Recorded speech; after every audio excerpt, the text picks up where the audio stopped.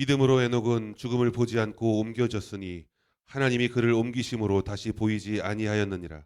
그는 옮겨지기 전에 하나님을 기쁘시게 하는 자라 하는 증거를 받았느니라. 믿음이 없이는 하나님을 기쁘시게 하지 못하나니 하나님께 나아가는 자는 반드시 그가 계신 것과 또한 그가 자기를 찾는 자들에게 상 주시는 이심을 믿어야 할지니라. 이상은 하나님의 말씀입니다. 아멘. 오늘은 에녹에 대해서 보도록 하겠습니다. 에녹은 창세기의 5장에 5장 24절에 무드셀라를 낳고 300년을 하나님과 동행하며 살다가 죽음을 보지 않고 하늘에 올라간 사람, 이렇게 얘기합니다. 자, 오늘 그 에녹에 대해서 한번 보도록 하죠. 자, 5절 히브리서 11장 5절에 보시면 잘 보세요. 믿음으로 에녹은 죽음을 보지 않고 뭐였으니, 옮겨졌으니, 그러니까 옮겨졌다라는 거예요. 이미 이제 그러니까 옮겨지는 것이 목적이에요. 그리고 결과였습니다. 근데 여기서 옮겨지다라는 단어가 두 번, 세 번 나오거든요. 자, 첫 번째, 하나님이 그를 옮기심으로, 그러니까 지금 진행형이잖아요. 그 다음에 그는 뭐 하기 전에, 옮겨지기 전에.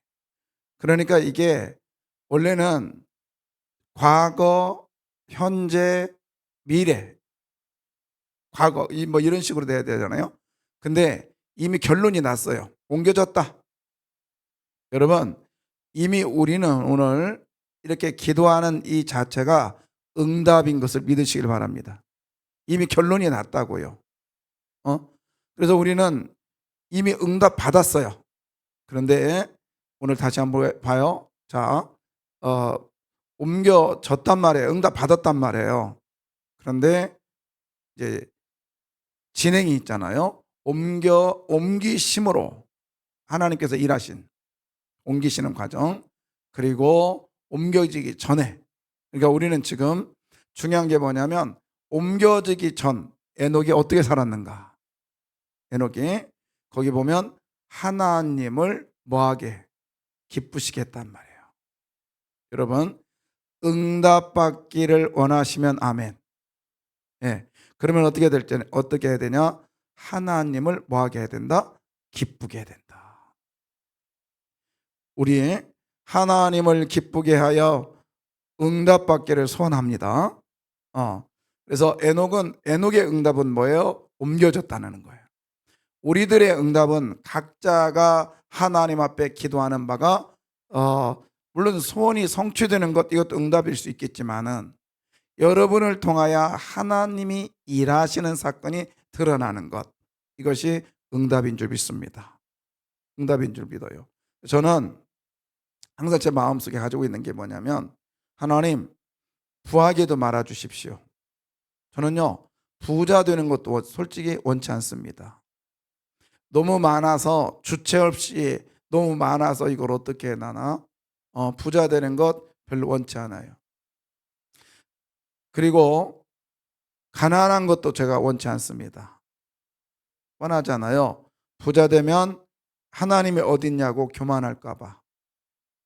그리고 가난해지면 사람들 눈치 보고, 그리고 쩔쩔쩔 맬까 봐. 통장에 돈이 많은 것도 원치 않고, 그렇다고 해서 없는 것도 원치 않습니다. 하나님, 필요할 때 주시옵소서. 그게 부자 아니에요? 꼭 필요할 때 하나님 주시는 거예요. 그것도 필요한 만큼만. 여러분, 그렇지만 그것도 주의 은혜가 있어야 될 줄 믿습니다. 그것도 주의 은혜가 있어야죠. 자, 그러면 하나님을 기쁘게 하려면 어떻게 해야 될 것인가? 즉, 옮겨짐을 받으려면 하나님 기쁘게 해야 되는데, 하나님을 기쁘게 하려면 어떻게 될 것인가? 오늘 히브리서 11장 6절입니다. 6절. 믿음이 없이는 하나님을 기쁘시게 하지 못하나니 하나님께 나아가는 자는 반드시 그가 계신 것과 또한 그가 자기를 찾는 자들에게 상 주시는 이심을 믿어야 할지니라. 예, 거기서 하나님께 자 기쁘시게 보단다 그러면서 뭐라 하냐면 하나님께 뭐 하는 자, 나가는 자, 예, 나가는 자. 자 여기서 반드시 그가 계신 것을 또한 그가 자기를 찾는 자들에게. 근데 거기서 자기를 찾는 자 앞에 이 단어가 빠졌어요. 열심히. 하나님을 열심히 찾는 자들에게는 옮겨짐의 축복이 임합니다. 응답의 축복이 임합니다. 근데 어떻게 열심히 찾느냐? 거기 보면 나아가는 자. 이게 뭐죠?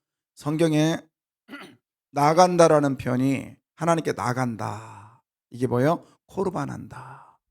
이걸 다른 말로 말하면 예배한다. 이런 뜻입니다.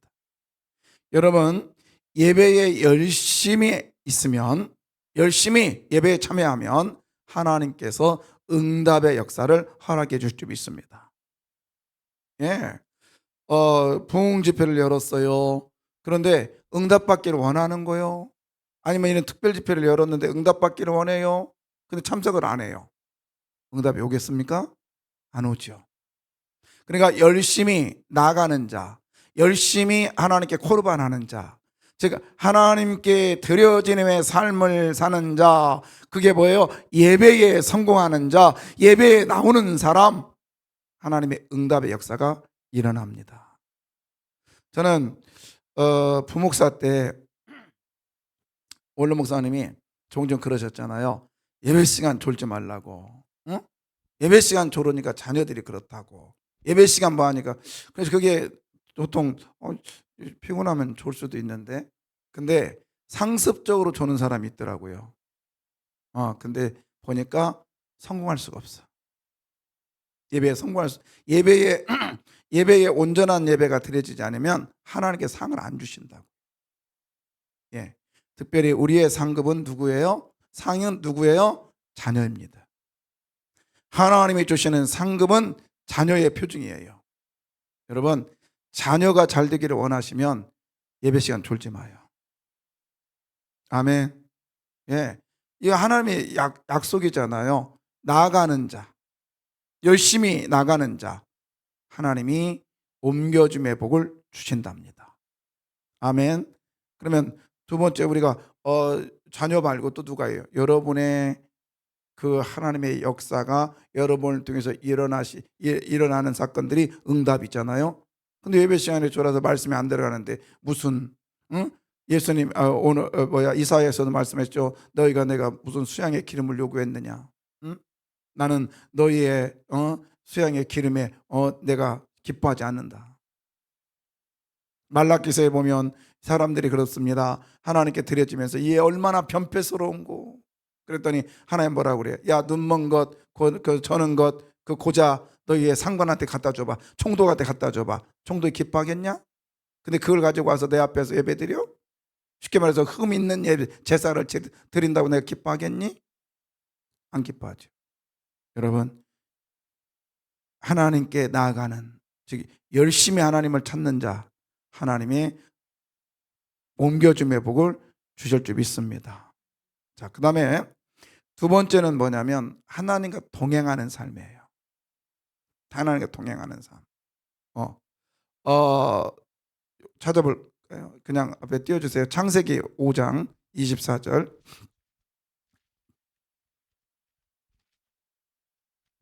에녹이 하나님과 뭐였더니? 동행했더니. 그러면 하나님과 동행했다라는 게 무슨 말이냐? 이거는 시편 139편 8절에서 10절인데요. 시편 139편에 보면 시편 기자는 이렇게 말합니다. 내가 하늘에 올라갈지라도, 하나님 어디 계셔요? 거기 계시고, 스올이라고 하는 지옥 같은 곳에 내 자리를 내가 펼지라도 거기 뭐 하시다? 계시다. 그 다음에 9절. 내가 새벽 날개를 치며 바다 끝에 간다 할지라도 하나님은 어디요? 거기 계시고, 주의 손이 나를 인도하시며 주의 오른손이 나를 뭐 하신다? 붙드신다. 그 다음에 11절도 볼까요? 내가 혹시 말하기를 흑암이 반드시 나를 덮고 나를 두른 빛이 밤이 되리라 할지라도 주께서는 흑암이 숨기지 못하도록 밤이 낮과 같이 비추나니 주께서는 흑암과 빛이 같습니다. 자, 이게 뭐죠? 내가 하늘에 있다.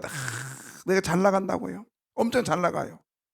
근데 시편 기자는 거기에 누가 또 계시다? 하나님이 계시다. 내가 너무 고통스러운 거요. 아무도 없어요. 자녀고 남편이고 아내고 아무도 없는 그 엄청난 고통 속에서도 거기는 누가 계시다? 하나님이 계시다. 이게 무슨 뜻이죠? 동행했다라는 뜻이 뭐냐면 코람데오, 모든 것이 하나님의 은혜입니다. 응? 모든 것이 하나님이 함께 하십니다. 하나님이 함께 하십니다. 그래서 저는요, 하나님이 나와 함께 하심. 하나님 나와 함께 하심. 너무 제가 좋아하는 I will lead you always. 나는 너와 함께 할 것이야. Everything, everything, every time. Every day. 모든 시간과 모든 때와 모든 상황에서 내가 너와 함께 할게. 내가 세상 끝날까지 내가 너와 함께 하리라. 아멘. 이게 동행이에요. 그래서 매 순간 동행하는 삶.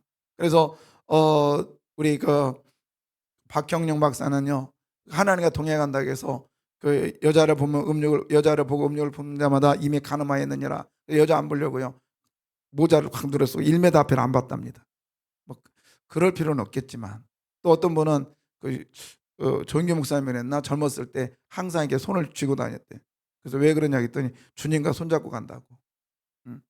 근데 그건 저는 조금 따르고 있는데, 제가 물건 살 때 아니면 가게 갈 때 아니면 서점 갈 때 제가 꼭 기도합니다.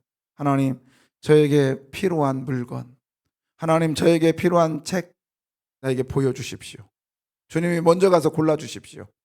그리고 요즘엔 조금 제가 덜한데 그 주차장, 주차할 곳이 없어. 주차장 가기 전에 하나님 나에게 파킹롯을 주십시오. 꼭 기도하죠. 여러분, 하나님이 내가 하늘의 자리를 펼지라도, 내가 서울의 자리를 펼지라도 하나님이 거기 계심을 믿으시길 바라요. 오늘 에녹은 그걸 믿고 나갔단 말이에요. 믿고 나갔다고요. 근데 그 하나님은요 나보다 힘이 약한 분이 아니라 나보다 전능하신 분이란 말이에요. 그 전능하신 분이 나와 함께 하시다. 오늘 에녹은, 저는 그렇게 생각해요. 무드살라, 뭐라냐면 이 아들이 죽으면 세상에 종말이 온다, 그런 뜻이란 말이에요. 그러니까 애를 보면서 계속 신앙 고백을 하는 거예요. 애를 보면서. 어떤 분이 자녀가 없어요. 근데 기도해가지고 자녀를 낳습니다. 네, 그 아이를 볼 때마다 계속 신앙 고백을 한대요. 나는 너를 기도해서 낳았어. 기도해서 낳았어. 아이에게 계속 주입시키는 거예요. 너는 기도해서 낳은 아이야. 그게 동행의 삶입니다. 동행의 삶이요. 저도 저희 아버지가 그 논 1200평 사놓고 그것도 면장한테 사가지고 속아가지고 저 미련 반퉁이 논 샀네, 저 그 얘기 직접 들었거든요. 근데 저희 아버지가 그랬어요. 사람들이 나한테 미련하고 바보라고 하지만 3분의 1이 다 푹푹 빠지는 수렁눈이지만, 그리고 위에 고건 그때 정치인 그 사람 후원자여가지고 돼지를 3,000마리를 키웠어요. 그때 당시에 어마어마한 부자죠. 그 70년대에 벤츠 타고 다니는 사람이요. 근데 그 사람의 그 농장에서 내려오는 그 똥, 돼지 그 분비물, 그걸로 인해서 눈이 한 번은 다 완전히 다 초토화된 데가 있어요.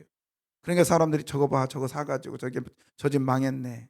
근데 저한테 그랬어요. 그 눈두렁을 다니면서 저한테, 사람들이 나를 바보라 하지만 나는 하나님을 믿는다. 어떤 하나님, 나에게 야곱의 복을 허락해 주신 그 하나님을 나는 믿는다. 봐라. 응? 저는 그 말씀을 제가 초등학교 3학년 때인가 4학년 때 들었어요. 야곱의 복, 우리 아버지 야곱의 복을 받았어? 계속 그랬어요. 연세 드시고 나서도 그 말씀을 계속 저한테 하셨어요.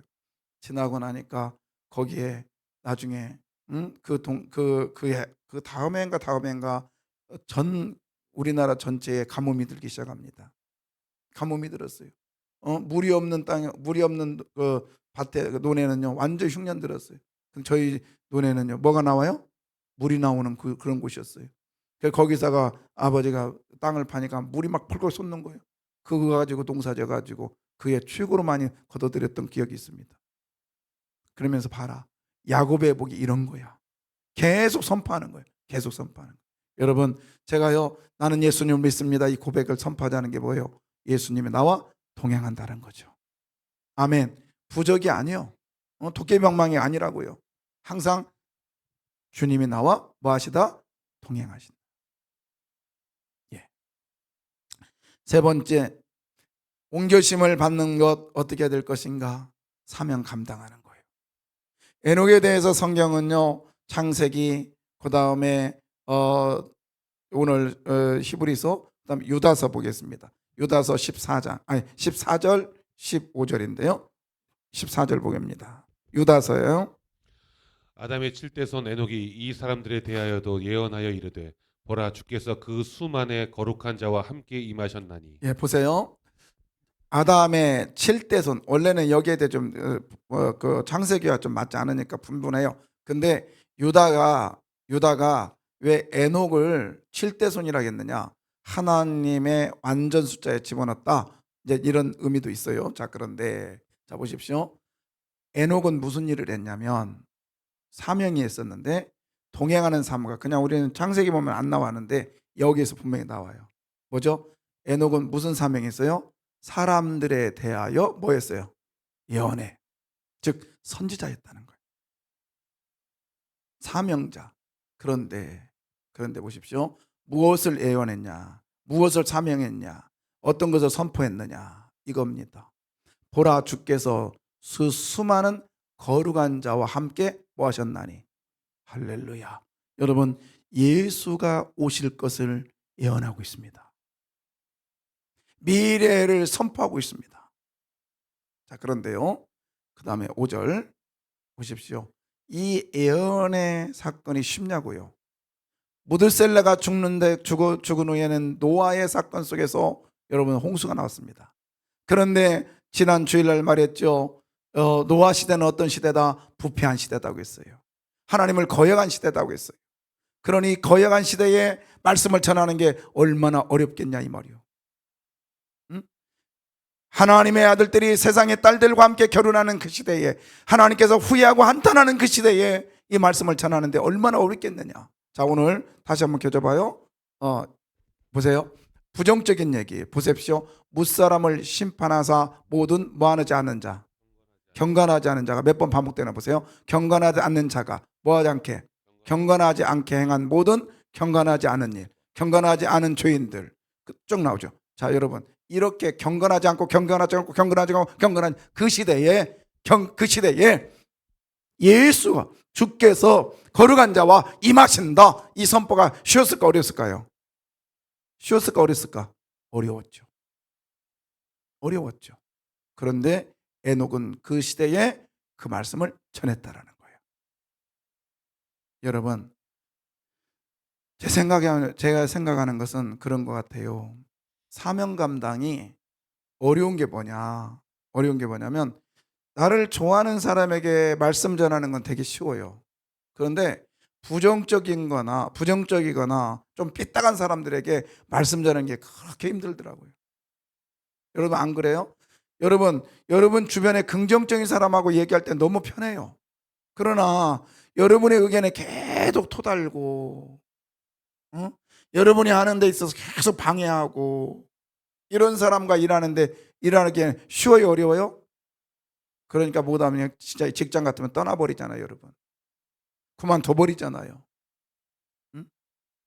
정말 어려운 게 이거예요. 그런데 지금 에녹은 그 일을 감당하고 있단 말입니다. 사랑하는 성도 여러분, 오늘 주께서 저와 여러분에게 말합니다. 얘들아, 예배의 성공자가 되거라.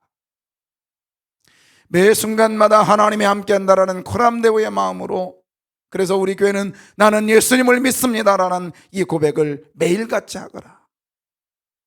그리고 사명 감당하거라. 여러분, 이런 삶 사시면 하나님이 여러분에게 복의 복을 주실 줄 믿습니다. 은혜로 부어 주실 줄 믿습니다. 무엇보다도 응답의 역사가 일어날 줄 믿습니다. 아멘. 아멘이죠. 자, 우리 예수의 피를 힘입어